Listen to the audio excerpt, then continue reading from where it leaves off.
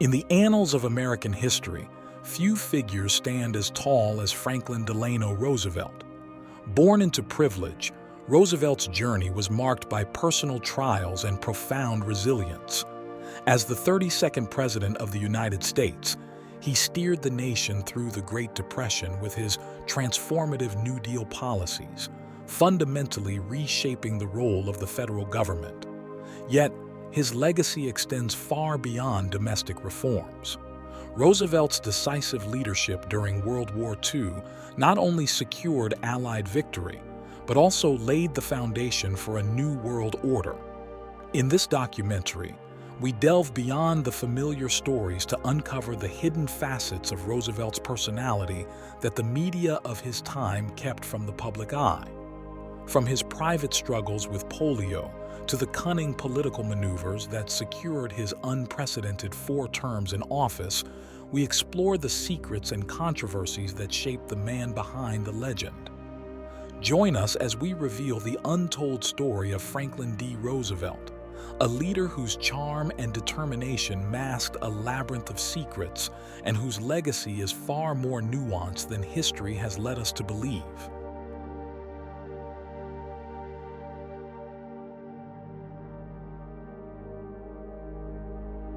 Early life and political ascent.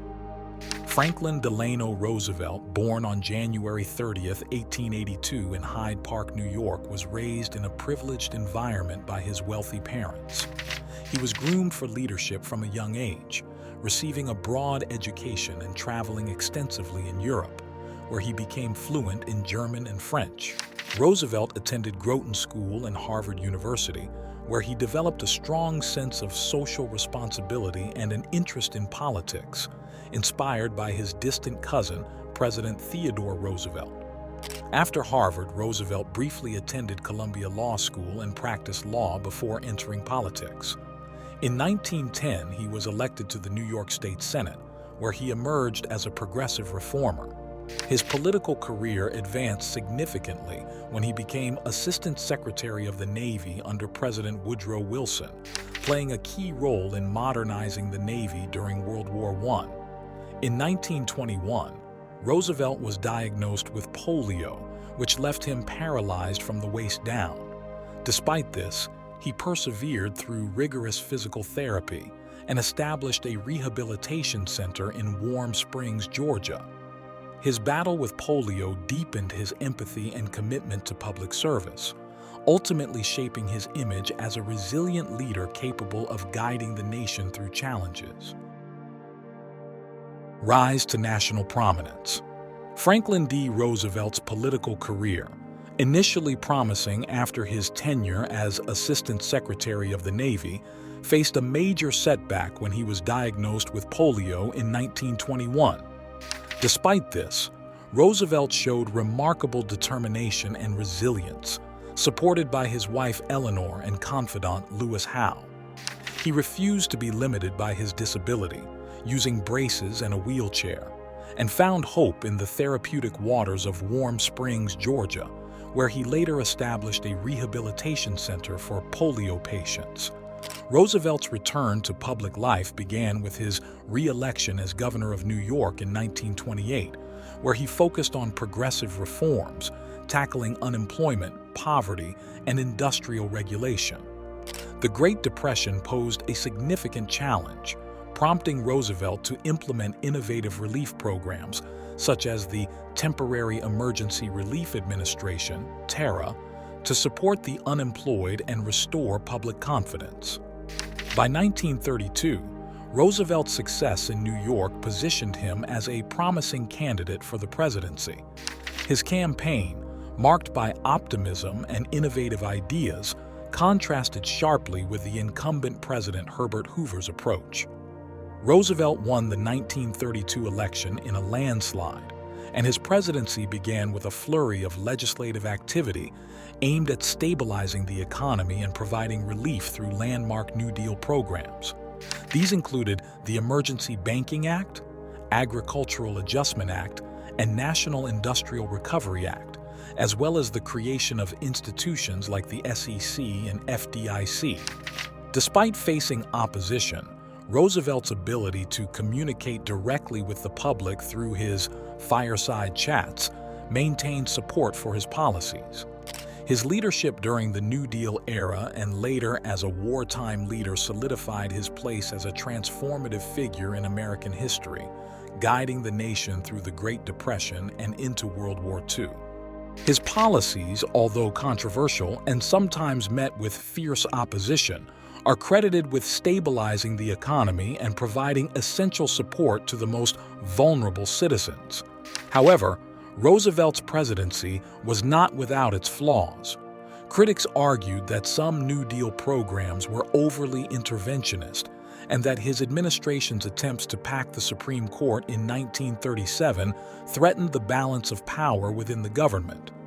Additionally, while the New Deal had numerous successes, it did not fully end the Great Depression.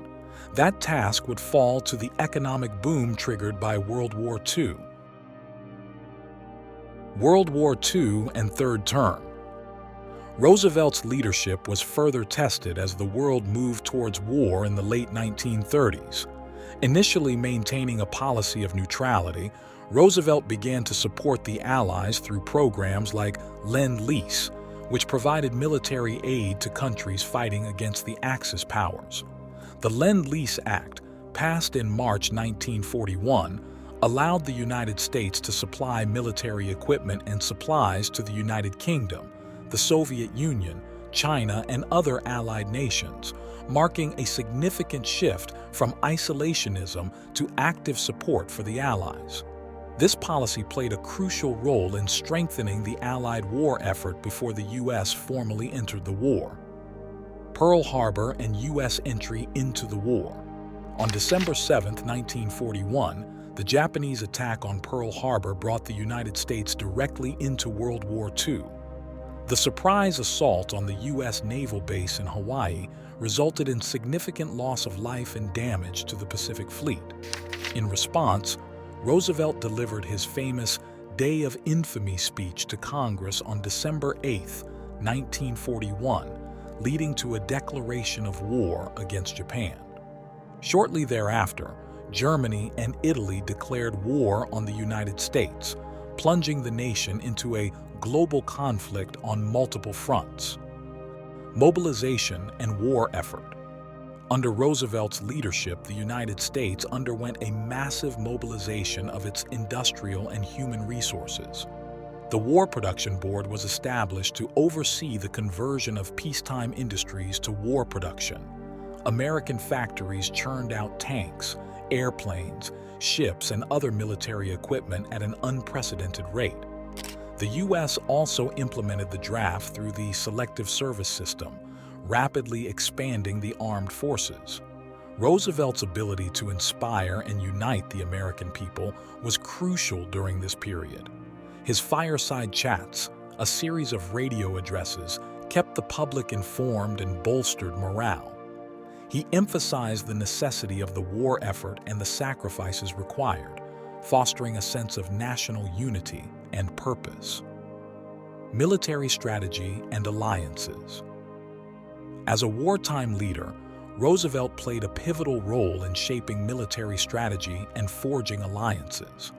He worked closely with British Prime Minister Winston Churchill, developing a strong personal and professional relationship. The two leaders, along with Soviet Premier Joseph Stalin, formed the core of the Allied coalition, coordinating their efforts to defeat the Axis powers.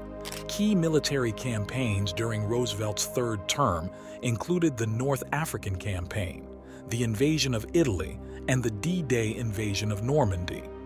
The latter, launched on June 6, 1944, was a turning point in the European theater, leading to the liberation of France and eventually the defeat of Nazi Germany. In the Pacific, American forces engaged in intense battles, such as those at Midway, Guadalcanal, and the Philippines, gradually pushing back Japanese forces.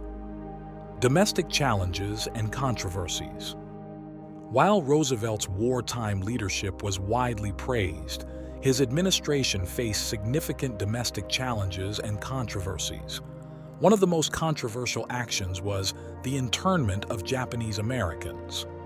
Following the attack on Pearl Harbor, Roosevelt issued Executive Order 9066 in February 1942, authorizing the forced relocation and internment of over 120,000 Japanese Americans, most of whom were U.S. citizens. This decision, driven by wartime hysteria and racial prejudice, resulted in severe hardship and loss of property for those interned. It remains a deeply criticized aspect of Roosevelt's legacy. Additionally, the war effort strained the nation's resources and tested its social fabric. Rationing of food, gasoline, and other goods became a part of daily life. Women entered the workforce in large numbers to fill roles left vacant by men serving in the military, symbolized by the iconic figure of Rosie the Riveter. African Americans also contributed significantly to the war effort, both in combat and on the home front, though they continued to face segregation and discrimination. Roosevelt's issuance of Executive Order 8802, which prohibited racial discrimination in the defense industry, was a step towards civil rights, but did not eliminate the pervasive inequality. Yalta Conference and post-war planning. As the war neared its end, Roosevelt turned his attention to post-war planning and the establishment of a lasting peace. In February 1945, he attended the Yalta Conference in Crimea, meeting with Churchill and Stalin to discuss the post-war reorganization of Europe and the establishment of the United Nations. The agreements reached at Yalta, including the division of Germany and the promise of free elections in Eastern Europe, were aimed at ensuring stability and preventing future conflicts. However, some of these agreements would later contribute to tensions between the Soviet Union and the Western Allies, setting the stage for the Cold War. Roosevelt's health was deteriorating by this time, but he continued to work tirelessly, driven by his vision for a peaceful and prosperous post-war world. His efforts to create a framework for international cooperation through the United Nations highlighted his commitment to a new world order based on collective security and diplomacy. Fourth term and declining health. In 1944, Franklin D. Roosevelt was elected to an unprecedented fourth term as president, reflecting the trust and confidence the American people had in his leadership during wartime. However, by this time, Roosevelt's health was in severe decline, a fact that was largely concealed from the public to maintain morale and confidence in his leadership. Roosevelt's health had been declining since the late 1930s due to various ailments, including hypertension, arteriosclerosis, and chronic heart problems. By the time of his fourth term, his physical condition was deteriorating rapidly. Despite this, he continued to work relentlessly, driven by his commitment to seeing the war through to a successful conclusion and shaping the post-war world. The extent of Roosevelt's health issues was kept from the public, with his inner circle of advisors and doctors managing his condition discreetly. Photographs and newsreels were carefully staged to minimize the appearance of frailty. His participation in the Yalta Conference, where he appeared visibly weakened, raised some concerns, but the full extent of his illness remained largely unknown to the American public. Final days and legacy. Roosevelt returned from Yalta visibly exhausted and continued to struggle with his health. He spent time at his retreat in Warm Springs, Georgia, hoping to recuperate. However, on April 12, 1945, Roosevelt suffered a massive cerebral hemorrhage and passed away.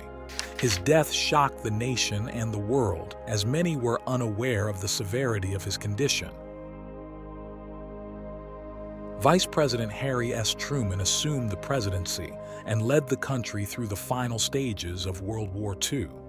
Roosevelt's passing marked the end of an era, and his leadership was commemorated with deep respect and admiration. Controversies and Criticisms. Roosevelt's fourth term and his declining health were not without controversy. Critics argue that his decision to seek a fourth term, despite his failing health, was driven by a desire to maintain power and control over the war effort and post-war planning. The Yalta Agreements, particularly regarding Eastern Europe, have been scrutinized for conceding too much to Stalin and allowing Soviet influence to dominate the region, leading to the Cold War. Moreover, the continued internment of Japanese Americans and other wartime measures raised significant ethical and constitutional questions. The balance between national security and civil liberties remained a contentious issue, reflecting the complex challenges Roosevelt faced as a wartime leader. Franklin D. Roosevelt was a complex and transformative figure in American history. His leadership during the Great Depression and World War II demonstrated remarkable resilience, vision, and the ability to inspire a nation in times of unprecedented crisis. Roosevelt's New Deal policies reshaped the role of the federal government, providing relief and reform, but also sparking debate over the expansion of federal power.